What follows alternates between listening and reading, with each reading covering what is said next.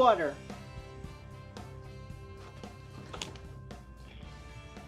Good grief. How's that for a professional beginning? It's like very professional. And I haven't even silenced my phone.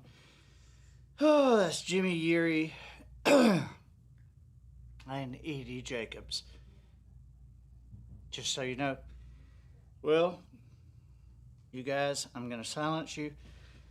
I'll talk to you later. It has been a hoot all morning. We're live here on the Blue Plate Special here in the financial district of Orange Beach, Alabama. Wisdom Harbor Studios, high atop the wharf, home of the famous $10 Lifestyles, where I get my shirts. How about that? And also home of the world famous escalator statues. If you visit us here in Orange Beach, you definitely want to take your picture with this is the only known escalator statues in the world today. That's right. We have there are 2 Marlin statues, stainless steel, life-size Marlin statues down there, but there are 4 life-size escalator statues. The realism is incredible. Yeah, you'd think you could walk on them. You'd think, and sometimes it bothers me when trash or leaves fly on them, but still, I mean, to think that an artist was able to craft that still life escalator, I think it's pretty special. Pretty special to me. Yeah. Oh, well, we got a good show today. Click that notification if you're on Facebook and put your notifications on your phone so that you will be notified on Facebook when we go live. If you're on Wisdom Harbor, we're glad to have you aboard. Hey, Pasco, Washington. 88 today. You like the professional notices this morning? You know, I love Dominique. I just love Dominique. Dominique, who does he look like to me? I'm not sure. Oh, well, you said Dave Chappelle. Yeah, he does look like Dave Chappelle to me. He does. Okay, I'm just saying. Didi Powell, hey, from Orange Beach. How you doing, Didi? We're going to have a serious conversation this afternoon. Yep, Serena still quarantined. Oh, you're quarantined with COVID? Oh, I'm so sorry. I'm so sorry. And it's hot. Margaret Davis hopped from Northeast Mississippi. Happy first day of summer. Is today officially the first day of summer? Big G is here. Big G, he's up in Mississippi too. In the studio, we have a wide and varied organization. Now, why is that thing jumping so bad? Go back to in the studio so that I can. I mean, there's stuff. I think it might be messed up because it's not showing what I'm seeing. See, well, I gotta reset it again. Then we got a real problem. If it's not showing what he's seeing, it's showing what I'm seeing. But what he's seeing is what I'm saying. So, you know, this was an odd gift that I learned that I had as a kid in junior high school, that I could allow words to go in my ear and out my mouth without touching my brain. That I could do that. And there's Christy, my sister. Greetings from Liberia. Christy, greetings from Liberia. Yeah, she put that Liberian flag up on Flag Day the other day. We hadn't let her forget it. Oh, lordy. Yeah, I realized when I was in junior high school that I could put I could have some stuff going in here and out here, and it didn't have to touch my brain. And then later, when I became growed up, um, and was able to see things like teleprompters and that kind of thing, I realized these people had this hard time using teleprompters, and I was like, really? You do? Because my eyes can take in the words and my mouth can rattle out things. I don't even know what I'm saying. I just, just rattle it out. And here, I'll give you, I'll give you an example. I'll play a little of the Audible that I have going. Oh, there's nothing dirty. This is Trace by Archer Mayer. It's a mystery. And let's see, we'll turn it down a little bit. If they come into direct contact, the trick is to get the layers close enough so they can do their magic, but not so close that they burst into flames. I had a marriage like that. Willie didn't find the last comment original or insightful. Even with a companion as accommodating as Sam, he still had days when he couldn't understand why anyone sane would choose to live with someone else. The catch in his case, of course, was that he saw her as the same woman, while he was the one she'd be better off without. So that's just a little demonstration of that, and I have no idea what I said, but it was something about marriage, I think. And now, in the studio, we have Mike, Rhonda, and Grant Pebble from Coleman, Alabama. Where are you? Hey. Pebble family. Bunch of Rolling Stones coming on. Okay. Coleman. And then Kathy from Orange Beach. Where are you, Kathy? Kathy. Hey. Paulette Waller. Hey, Paulette from Fairhope. We're glad to have you here. Our Eastern Shore visitor. Harlan and Anita from Ithaca, Michigan. Where are you? Hey guys, how are y'all doing? It is hot down here, isn't it? I mean, it's like, oh my God. It's like you're supposed to be down here in the wintertime. And do you come down and walk into a wall of hot? Yeah. Jeff Herring, hey buddy, how are you doing? Jim J from Tennessee. Now, you guys are from Minnesota. Dave, right? Are they? No? Now, where are these guys from, Matt? Do we have where they're from? Did anybody not ask y'all? Did our studio attendants not ask you guys? I'm just embarrassed. I am embarrassed that nobody knows. Nobody knows who? Mandy? Could we find out who these four right here are? I mean, because if they have, if you guys came over the fence last night, we need to know right now. So, if you'll be prepared to show Mandy some identification. Irene Robinson, hey. Okay, so here's the thing. I am bumfuzzled by social media. It kind of bugs me. And today I tried to do a Facebook Live when I came in. I tried to.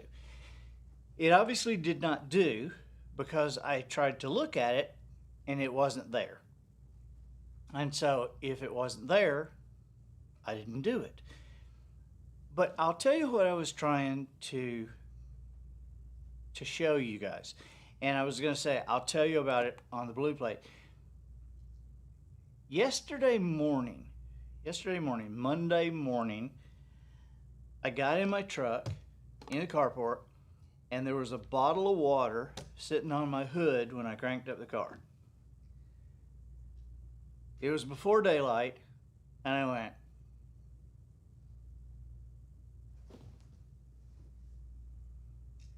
I am not getting out of the car again. I'm just not. My truck, you have to get a fire ladder to crawl down out of the cab of the truck, and then, wear a safety helmet to get to all the way to the ground, and it's just a hassle getting out of the truck. I said, I'm just gonna jerk the truck, and this thing will land in the carport, and Adam can pick it up. when he comes out. Well, so I jerked the truck and it went on the hood of the truck. So I pulled it out a little bit and hit the brakes, and it kind of. All right, so I turn around. This is before daylight yesterday. I turn around and wheel the front of the truck. And it's still on there. So I go forward and I hit the brakes, and it's still on there. I'm like, well, this is ridiculous. And as soon as I try to get out the driveway, it's going to be in the front yard, and we'll have, a piece of plastic in our front yard, because I am not getting out and picking it up. And so I drove out the driveway, and here I go up the boulevard, and it's still stuck on there. I mean, and so I drove all the way to the studio yesterday. I showed it to you, Matt. Yeah, right? Yeah, you did. And then I drove all the way home yesterday afternoon, and it was still on there. And I showed Polly, and I said, "Hey, look at that bottle of water on the hood of my car, on the hood of my truck. It stayed on there all day, even when I was driving around." You know what she said? I don't. She said, just like that too. She said,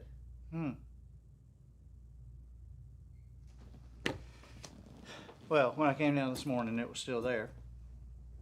And as I pulled in this morning before daylight, I tried to do a Facebook Live because I was trying to show you guys. Hey, look at this bottle of stupid water on the front of my truck. And it's still out there. It's still out there. Oh, it went to my personal page? Yeah, I just looked. I saw it on there. I hate. I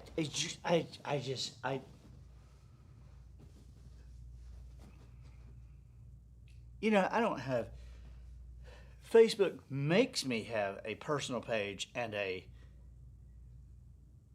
public page. Is that what it's That's called? right. Yeah. But I only look at the public one, and that drives me nuts. So, yeah, I am Mr. Anti-technology. And so, if I didn't have Matt and SB and Little M around, I couldn't do anything.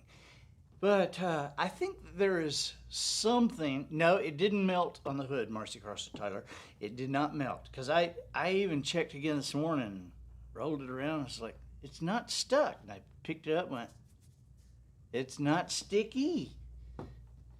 I mean, there's a little gap in there in the hood, but it's bizarre. It's bizarre. The world's going crazy. Jenny and Dixie Mitchell from Gardendale, Alabama. Right? And Jack and Tina from Spring, Texas. In Gardendale, Alabama, you can pull off the interstate right there. Gardendale, if you're headed north, you can pull off the interstate to the west after that big cross on the interstate, and that gas station over there, behind it, somebody planted bamboo years ago as a erosion control. And man, there's some bamboo around there that's that big around. I mean, it's huge. You and me ought to go get some of that bamboo. I mean, we could fish with it. I would love to be out on the canal with an 80-foot piece of bamboo and a brim cork. I'm just waiting. I do want to take one of those big pieces of bamboo out in the Gulf and see if I can catch a king or a big snapper with it. That'd be cool. Anyway, so what's going on with this water on the hood, ladies and germs? What's going on? Is that a sign that something is changing? Because I think that in all of our lives, there are times when society seems to just, for whatever reason, take a right turn or take a left turn or just, and it seems like there's a sea change that happens, and we've seen it. We've seen it many times through history. If you go and look, you can find these moments and you can explore around these moments. And there are people who, obviously everybody lives through the moments, but there are times that people can take advantage of the moments, or because some of these moments are good. Because what's good for one can be not so good for another. I mean, we saw that with the hurricanes. People, a hurricane comes in and goes, "This is the worst thing that can happen for everybody. It's the worst. It's the worst thing that can happen for everybody." And people with Home Depot stock are going, "Not for me. I think I'll be fine." I mean, the roofers made more money in 3 years after the hurricane than they ever made in their entire lives. So you can see changes, even if they're forced changes, they're good for somebody, not good for when indoor bathrooms and air conditionings, when that was invented. I mean, think about that. Think about what a great change. Oh my God, we don't have to go outside in the middle of the night to use the bathroom. We don't have to leave our windows open all night long in the summertime. What about the people that made their living selling mosquito repellent?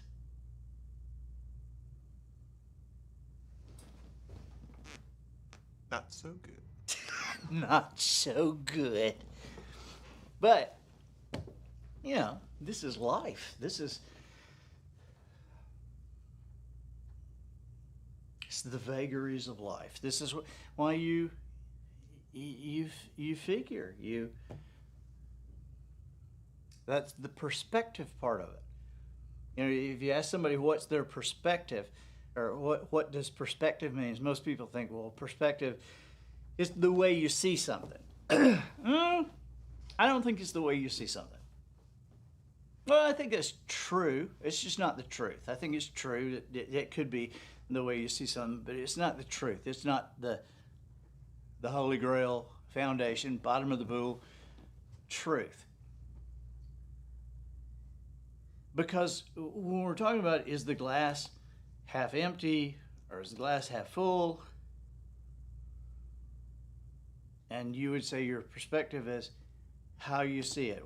Okay, so if you see it half empty or half full, that's your perspective.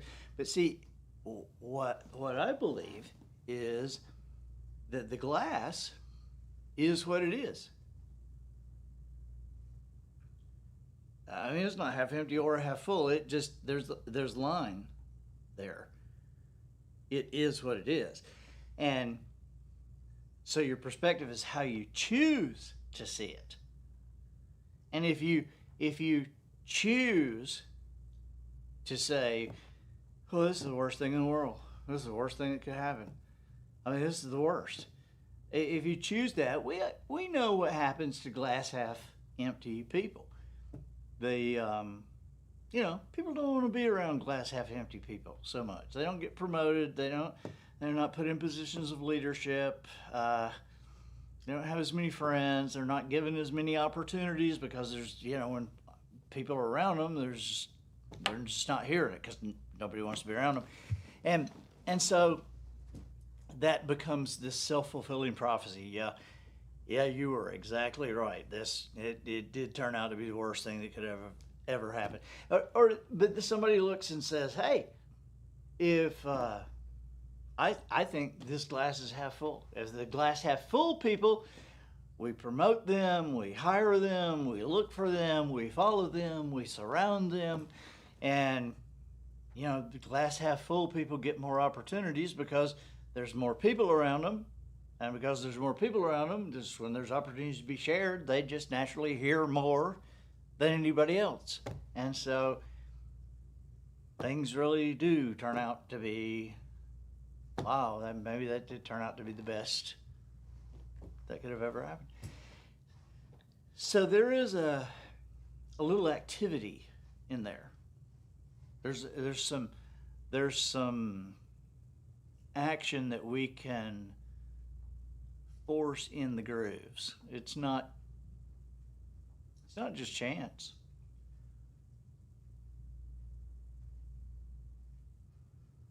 Scientists believe that they believe, this is a theory now, but they believe that thought will one day prove to have matter, to have mass. That thought will be able to be weighed. So who knows? But we do know that thought bends things one way or another. When you look at societal shifts, there's something happening. Sometimes it's a good thing, like Roger Bannister breaking the 4-minute mile. I mean, for years, people had tried to break the 4-minute mile. And there were people who said that was impossible, that the human body was not designed to do that somebody would explode if they did that their heart couldn't take it. And so here's Roger Bannister and another American, an American and an Australian, and these three guys are running races and getting closer and closer. But finally, Roger Bannister broke that 4-minute mile, and within a couple of years, a lot of people were running 4-minute miles. Now high schoolers run 4-minute miles. It's amazing to see how something good can happen, and that shift. It's like, you think about Wilbur and Orville, how long they struggled to fly, and how long man looked at birds. I mean, thousands of years. Man's looking at birds and going, I wish I could fly. And there were attempts, there were different ways of figuring it, and all over the world, people were trying to fly and failing, killing themselves. And then in 1903, Kitty Hawk, North Carolina, 1903, Wilbur and Orville flew. It was like 100 seconds or something. But see, here's the cool part. I want you to think about this. Thousands of years, people trying to figure out how to fly. These two brothers do it in 1903. In the 1920s, there were companies flying passengers in the air. It's crazy.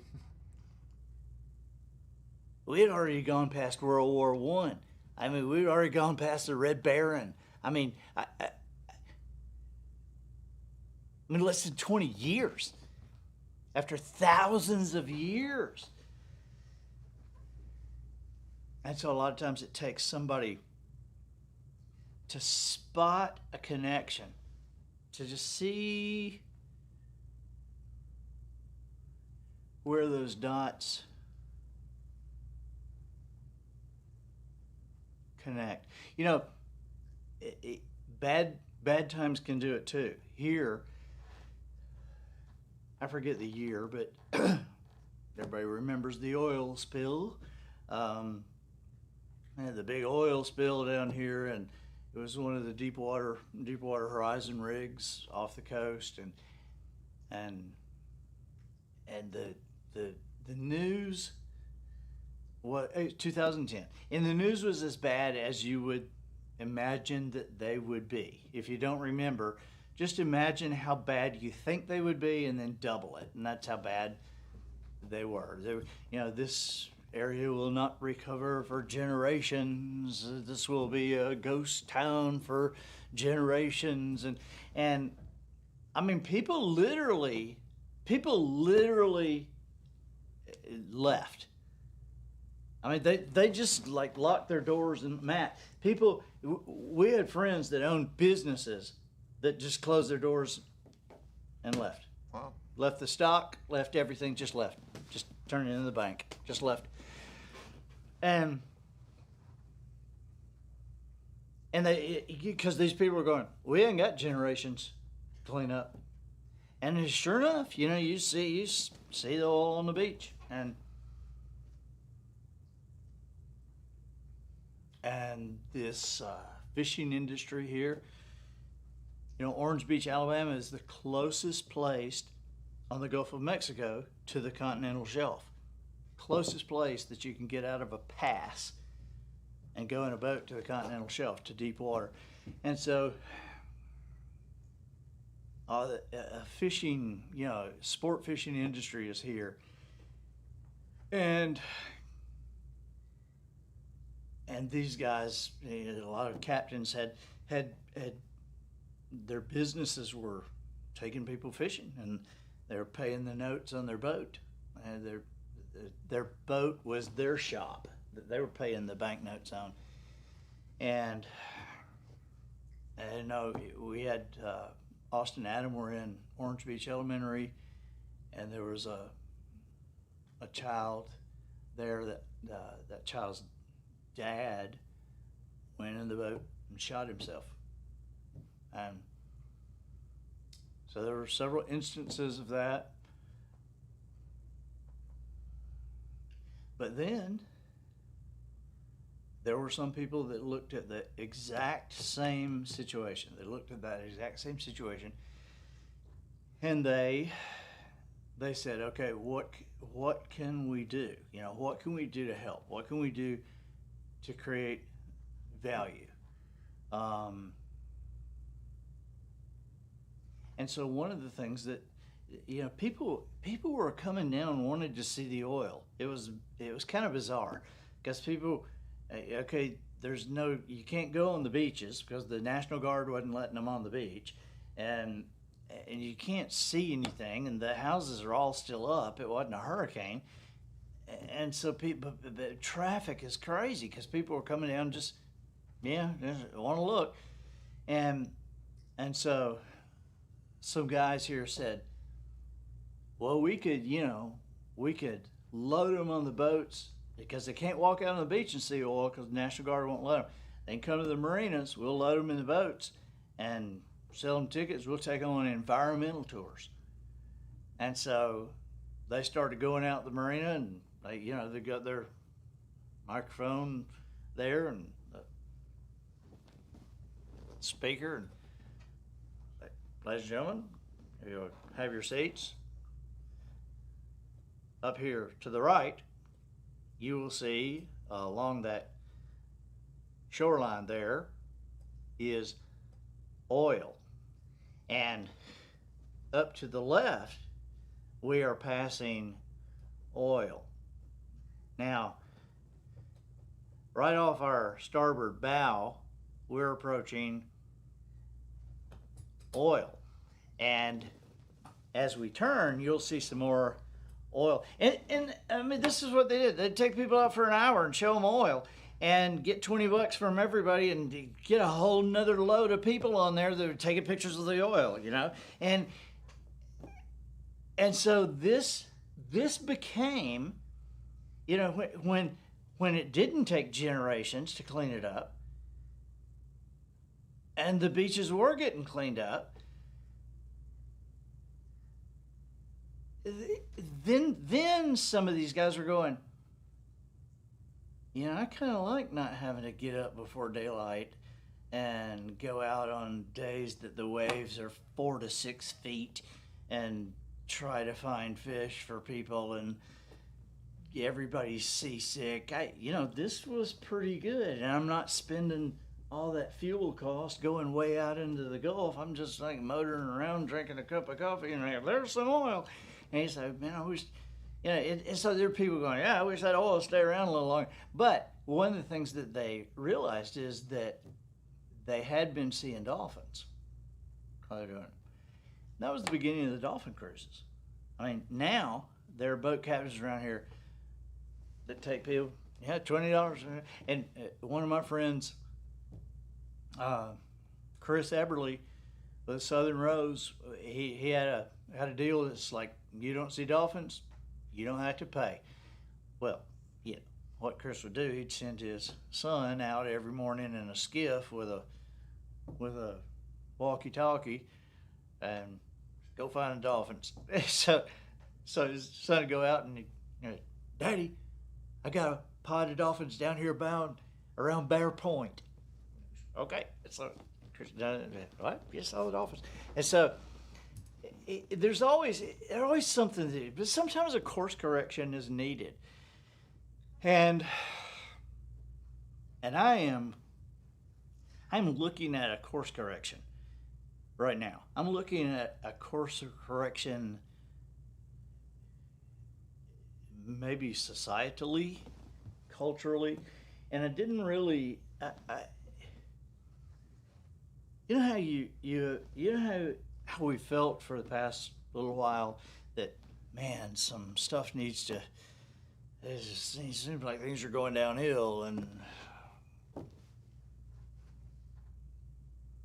but you didn't really know what to do. I've had several things come to me, dots that I've connected over the past few weeks, that things that have been put in place over the past several years, one a decade ago, that kind of showed me a course correction. And it's a long story, but I'm trying to tell you very short. I try to tell you this very short. As a speaker for years and years, I realized that I was not making a long-term impact with people, that they liked what I did, but there was no definable results. There's no measurable results. There was, somebody would say, I was the funniest, or I was the best, or I was their favorite, but nobody ever said, hey, because of what you said, we took that and our company harnessed it and made $20 million with it. And nobody ever said that. And so I thought, what can I do? Is there something that I can do? So I began to dig deep and search for what moved the dial. What was it that moved the dial? And how did this dial get moved in a financial way with a company when I was steering it and I didn't know anything about the company, or I didn't know anything about the sport, or I didn't know anything about the industry. And so it was all very confusing, and it took me years to figure out, until about at some point 7 or 8 years ago, I felt I had it pretty figured out, and began to take on some clients in my professional work, that I would come alongside them in their corporations or their organizations or their businesses or their teams, and I would say, I will help you compete in a way the competition doesn't know a game is going on. And so we would have, because I had seen differences. I had seen some things that would move the dial, and there were things nobody else was messing with and nobody else was teaching. And so kind of undercover, I did this, and 7 years ago had one company that I knew. I just felt sure that we could go in and just with what I knew, and I didn't know anything about that industry, but I felt sure they could double. And they had been 19 years to get to $5.4 billion. And then in a year, they went from 5.4 to 11.2. And so in 7 years, they've gone to $72.5 billion. And so we've done that in several industries. And it doesn't appear that I need to know what it is within the widget or the service or the product, or because we're competing in ways the competition doesn't know a game is going on. And as I would explain that early on, I would say competing in a way that competition doesn't know a game is going on. In football vernacular, that would be like, on a football field, you compete from the snap to the whistle. You got 11 guys, they got 11 guys, and you compete from the snap to the whistle. Not the 3 hours in the stadium, not the 60 minutes on the clock, but that 4, 5, 6 seconds from the moment the ball is snapped to the moment the whistle is blown. You got to give your 100%, and that is the action point. That is what the coaches pay attention to. This is what they recruit for in the off season. They're looking to build up the snap to the whistle part right there. That's where all the focus goes to. And I would explain. So you got to be good from the snap to the whistle to exist in the industry, just to exist. Just to play, just to be on the field. You got to be good from the snap to the whistle. But if you can figure out not just snap to the whistle, but how to legitimately compete from the whistle to the next snap while everybody else is standing around, you'll blow them off the field. And that was how I would explain it for a while. So about this time, I had a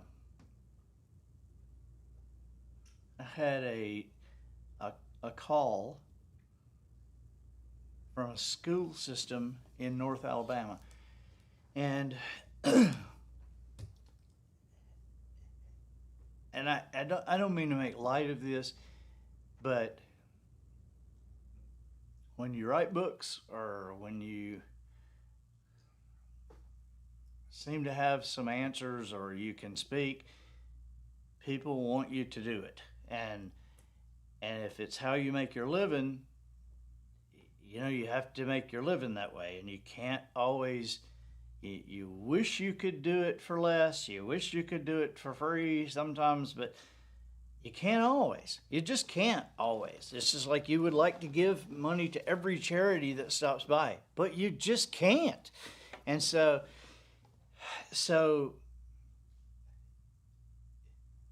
the more well-known somebody gets, the more they get called. And so at this point, I was getting called a bunch, and so this school system called from North Alabama, and they talked to SB, and they said the superintendent of the schools.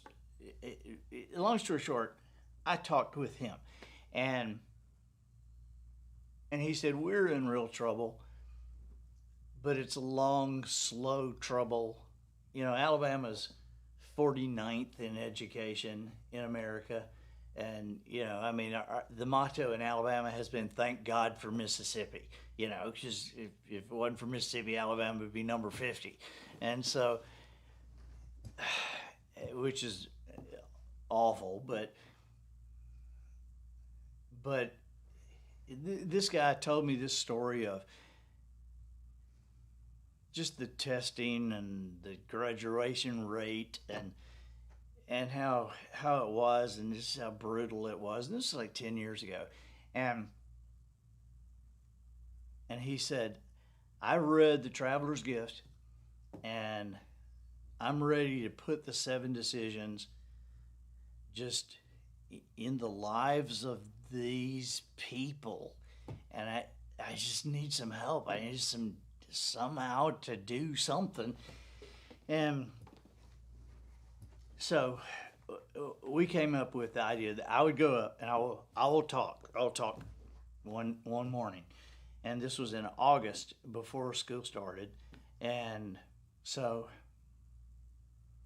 he told me it was Piedmont City Schools in Alabama.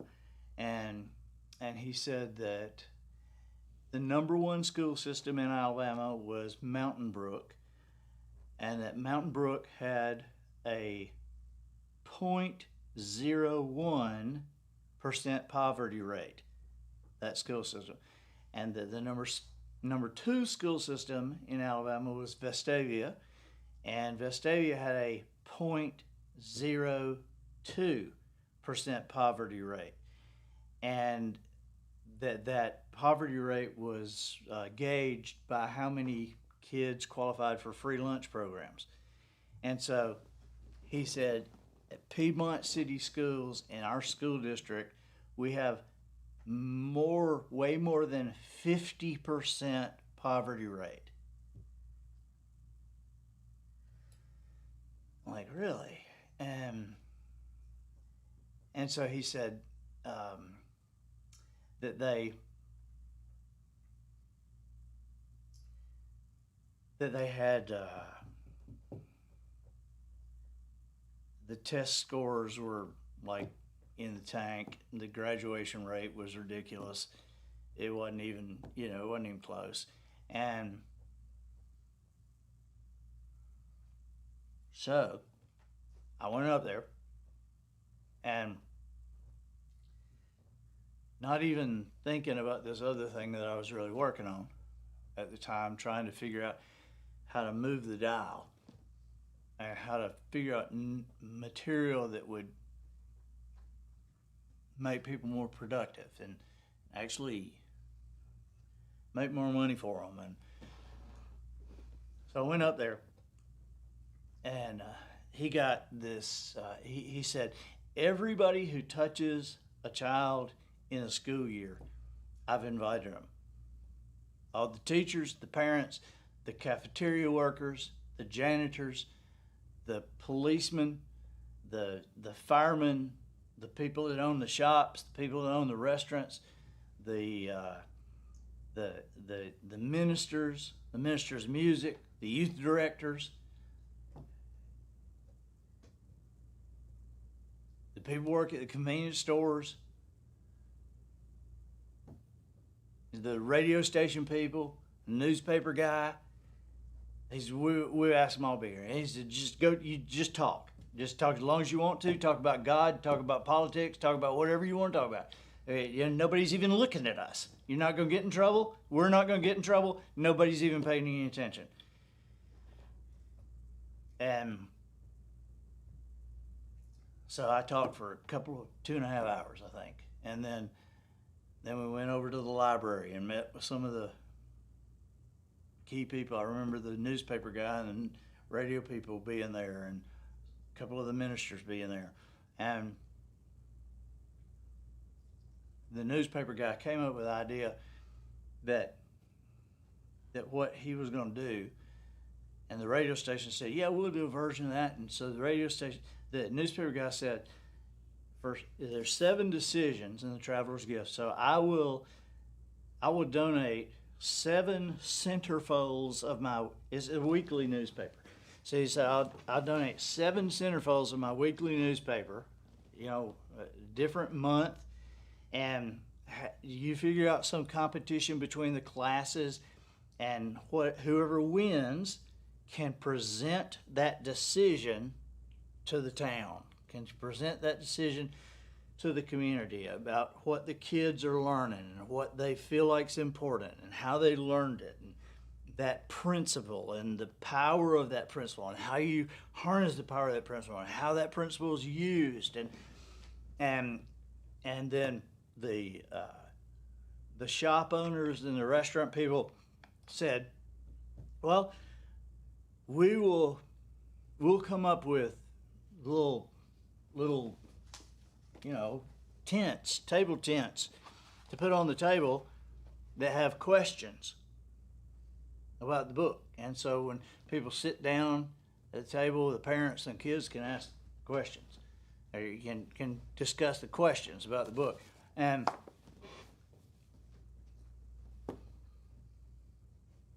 that's what they did. And I knew that what I'm about to tell you, I knew that this had happened, but I didn't know what to do with it then, because I was not in a position to do anything. And I was amazed, but I didn't know what else had happened, because what happened was in a single year, Piedmont City Schools vaulted to number 4 in the state. I mean, to number 4. And right here, Gulf Shores, when Gulf Shores created their own school system, Gulf Shores, Alabama, and they hired a superintendent for their schools, they got Matt Ham. They got that guy. And so the other day, Thursday, the Speakers Bureau called us and said, Oprah's boyfriend is supposed to speak at the Orange Beach, Perdido Beach Resort for the Alabama Public School Board's thing. And he's got COVID in Chicago, and he can't come. I didn't tell him. Yeah, I bet Oprah has Top Gun tickets. What's going on? But they said, can you sub for Oprah's boyfriend? And I said, up there or down here? And I said, yeah, I'll do it. And so I went and I spoke to the Alabama Public School people, and it just occurred to me when I walked out there, I said, hey, anybody here from Piedmont City Schools? And 3 people over here in the back, and I said, how long has it been since I've been there? And a lady said, I don't know, it's been a long time. And then a lady sitting underneath me, I didn't know who she was, but she said, oh, they're doing great. And I said, are they? Are they ranked well? She said, yes, they're doing great. I said, okay, because I'll tell you a story if they're doing great. If they're not doing great, I'm not going to tell you a story. But yeah, they're still doing great. And so now shift over again. I'm about to pull to the end of this and connect the dots for you. But as I'm refining this business part of what I'm doing, I've got a business called Creating Measurable Results, where we consult with businesses and teams and organizations, and we've got companies that are doubling and tripling in a year, and we're doing it in an affordable way for them. And part of what I tell them, that analogy about competing in a way that the competition has, the way the competition doesn't know a game is going on, and where I talk about the snap of the whistle, not just the snap of the whistle, but from the whistle to the next snap too. That metaphor has, through the years, has begun to expand, and what I've explained is, what we're going to do, it's as if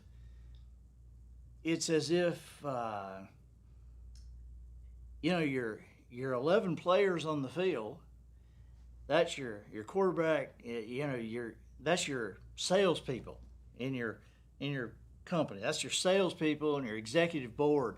That's the one that the receptionists and the accountants and the file clerks and all the support people sit around and they go, I hope they win the game.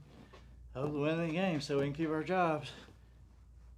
Yeah, I hope they sell some stuff So we can keep our jobs. I mean, that, out on the field, that's the quarterback. I said, so, but what if we were able to put the whole team on the field to compete? You know, in the SEC, you're able to dress 85 players for a home game. And so what if the other team could only put 11 players on the field, but we can put 85. We can put all 85 out on the field. And we compete from the snap to the whistle. And then while they stand around, the whistle next snap, we have 85 that are still advancing the ball. And then during the timeouts, and they go to the sidelines, our 85 gets to stay on the field and continue advancing the ball. And then during halftime, when their team goes to the locker room, we're allowed to stay on the field and continue to advance the ball. We beat them 5,000 to nothing. But that's what happens when you put the whole team on the field. And so it hit me the other day when I was talking to these guys over at Perdido Beach Resort. Their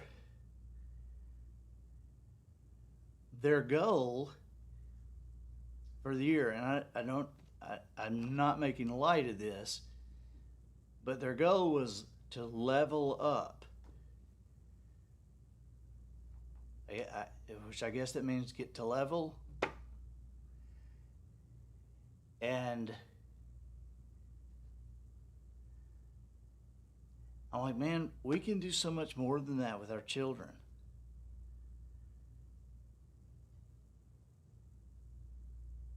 And I said, remember when we were growing up and you'd do something across town? Your mama would know it before you got home because the lady across town called your mom and dad because the whole team was on the field. I mean, it wasn't just you and your mom and daddy, and then you and your teacher, and the teacher and your parents didn't talk, and the teacher and your parents were. I mean, it wasn't just these. I mean, the whole team was on the field. Now, you look at. I have asked this question for years. The greatest generation. I've said for years, it's not the greatest generation. They weren't the greatest generation. It was their parents and their teachers and the people in town that were the adults. Who raised them? What adults raised them? What standards did they use? What did they allow them to do? What did they say that they could not do? What did they do on Friday nights? What did they do on Saturday nights? What did they do to take a whole generation of people who didn't agree about anything, and yet they still, 80 years later, we look back and say that's the best we ever were? What did they do? Well, I'll tell you one thing they did. The whole team was on the field, and everybody was thinking. And there wasn't any of this my way or the highway. I mean, people wanted the best for their children. Well, the best is one thing. It's one thing. We don't know what that is, but the best, there can be different categories, but we're not talking about among the best, some of the best that you can imagine, the best that I can imagine. We're talking about the best. That's one thing. And so are we willing to think through this? Are we willing to think long enough? To be able to explain long enough? Are we willing to get off whatever, it's like you can't believe everything you think? Are we willing to get off what we think to create the best for our children? If you believe in God, I would say, do you want the best for you? Sure. Okay, do you believe God wants the best for you? Sure. Okay, when you imagine the best for you and God imagines His best for you, how big is that gap? Who has a better imagination, you or God? Are you willing to let go of what you think is the best to get to the best for your kids? To find that, and to find that, you'd have to put the whole team on the field because there's got to be stuff I don't know. As I told those guys the other day, I said, I think we need to put the whole team on the field. This is the first time it hit me, Matt. It's the first time it hit me. And it also hit me that for 3 years we have been building Wisdom Harbor. And we just launched wisdomharbor.com as an affordable thing that comes from every angle. It has Grammy winners and coaches and chefs and speakers and comedians and CEOs and Gen Zs and baby boomers delivering content about science and history and music and how do I shuck an oyster and how do I juggle and bet you didn't know that Einstein's brain was all this content in Wisdom Harbor that's being delivered, and it's being delivered for less than $3 a month. And so I want you to just think about this. Back when the whole team was on the field for our kids, there was something that existed in the living rooms every night, and that was that the families were together. And so that meant that the families were enjoying the same things. When I grew up, there were television shows that my parents watched, that we watched, and we enjoyed them. My sister and I enjoyed them, and my parents enjoyed them at the same time. And today, you can't watch what the little kids are watching. It's just, you can't watch it, and you can't have them in the room with you. And we're watching it, so we don't put them in the room with us and say, "Okay, be quiet, just listen to the adults talk." And if you're noisy now, you're going to bed. Now we put them in the playroom and say, "You stay in there. You keep that video going. Put your headphones in the back seat. Watch the video." Kids are growing up without hearing any conversations. They're growing up without learning how to agree and disagree. And so it's time to put the whole team on the field. And what Wisdom Harbor is doing, I'm just amazed because I didn't plan this. But 5 and 6 minute videos that you can play one before dinner for your family, and you got something to talk about for dinner time. If every teacher in the school had one, it's got an education doc with curriculums and everything. If every teacher in the school had one, then she could use it during the daytime with the kids and encourage the parents to get them. And then the parents and the kids are watching stuff, and your kids crossing the crosswalk, and the policeman say, "Did you see the thing about Einstein's brain getting stolen by the guy who drove it in a Buick Skylark in a Tupperware container to California from Lawrenceville, Kansas?" And I mean, it's just this unbelievable stuff, and the whole team is on the field. And people wish for Mayberry, where people are thinking the same ways and talking about the same things. I think this is how we do it. I think a course correction is needed. I think we need to get the whole team on the field. See you Thursday.